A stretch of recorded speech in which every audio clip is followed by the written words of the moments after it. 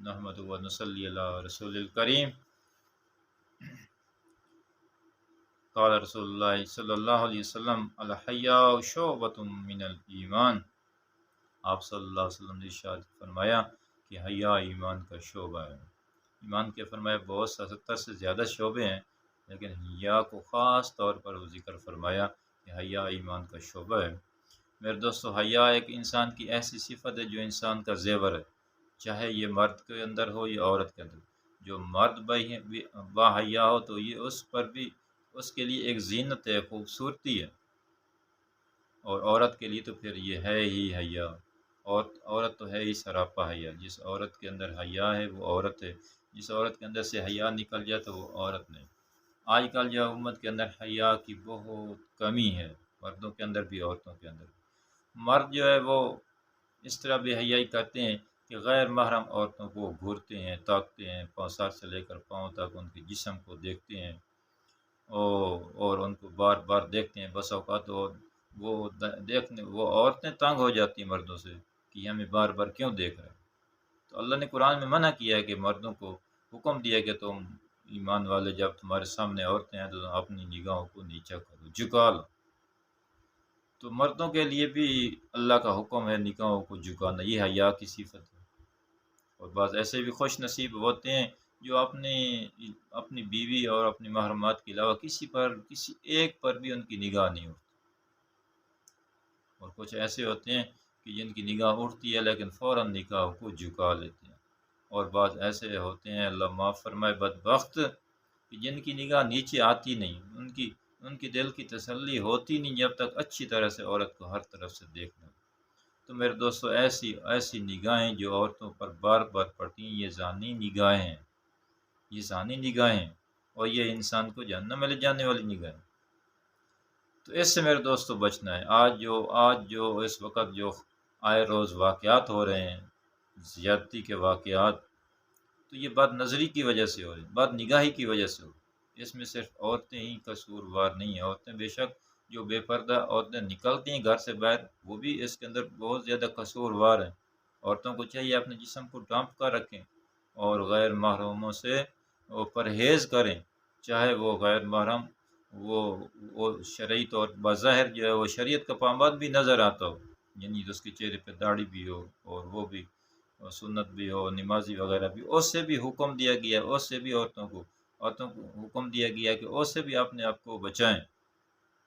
یہ نہیں ہے کہ جو داڑھی والا ہو، نیک ہو، تو اس سے کوئی ضرورت نہیں، جو بھی ہے اس سے عورت کے ذمے ہے کہ عورت جو ہے مرد جو ہے وہ بسا اوقات مرد کے اندر انسان ایسا جب شیطان کا غلبہ ہو جاتا ہے تو پھر وہ جیسا بھی مرد ہو تو وہ انسانیت سے نکل جاتا ہے، اس کو پھر کوئی تمیز نہیں رہتی۔ جب اللہ کا ڈر ختم ہو جاتا ہے تو پھر عورت کی عزت اور حیا کہاں رہے گی؟ تو اس لیے آج کل بعض لوگ یہ بھی کہتے ہیں کہ داڑھی والے جو ہے وہ بھی زیادتی کر رہے ہیں۔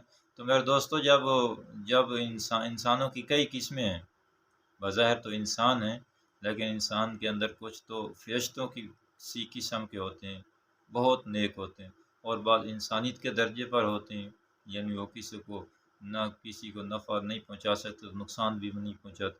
اور بعض ایسے ہوتے ہیں جو جانوروں کی ہوتے ہیں، شکل انسانوں والی، اندر سے جانور ہوتے ہیں، یعنی وہ انسانوں کو نقصان پہنچاتے ہیں۔ اور بعض ایسے ہوتے ہیں جو درندے ہوتے ہیں، وہ ہر صورت وہ اپنا موقع جو ہے وہ ضائع نہیں جانے دیتے جہاں ان کا داؤ لگتا ہے۔ تو جب انسانوں کی یہ قسم ہے جو ظاہری شکل کے اندر انسان ہے لیکن ان کے اندر یہ مختلف اندر کی ان کی قسمیں مختلف ہیں، تو اگر چہرے پہ داڑھی ہو تو وہ کیا ہوگا، اس سے کیا ہوگا؟ جب انسان کے اندر انسانیتی ختم ہو، حیائی ختم ہو جائے، اللہ رسول کا ڈر ہی ختم ہو جائے، تو پھر داڑھی کا ڈر اور حیا کیا رہے گا؟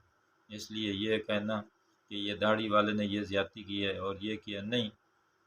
قانون اسلامی جو قانون ہے اس کے اندر سب برابر، اور یہ جو آئے روز زیادتی کے واقعات ہو رہے ہیں، میں پوری قوم سے یہ کہنا چاہتا ہوں، اگر ہم اس کے اندر شریعت کے قانون کو نافذ کر دیں، شریعت کے چند قانون ہی یہی زیادتی کے متعلق جو شریعت کا قانون اسی کو نافذ کر دیں، تو یہ زیادتی کے واقعات پھر کبھی نہیں ہوں۔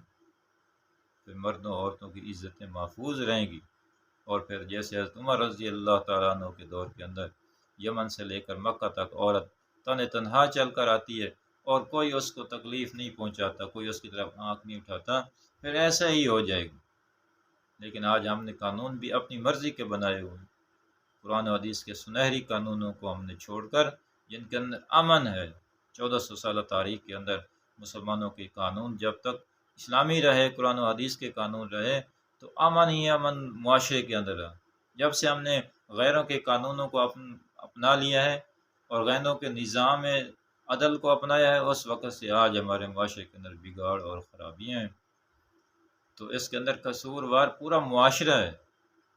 ہم تو اس کو قصوروار کہتے ہیں جس نے زیادتی کی ہے، وہ تو قصوروار ہے ہی، لیکن ہمارا پورا معاشرہ اس وقت قصوروار ہے، جس معاشرے نے اللہ اس کے رسول کے نظام سے بغاوت کی ہوئی۔ اس لیے میرے دوستو، پوری قوم کو اس طرف آنے کی ضرورت ہے کہ ہم اللہ اور اس کے رسول کے ساتھ صلح کریں اور اللہ اور اس کے رسول کے قوانین کو اپنی زندگی کے اندر، اپنے معاشرے کے اندر، اپنے نظام عدل کے اندر لے کر آئیں۔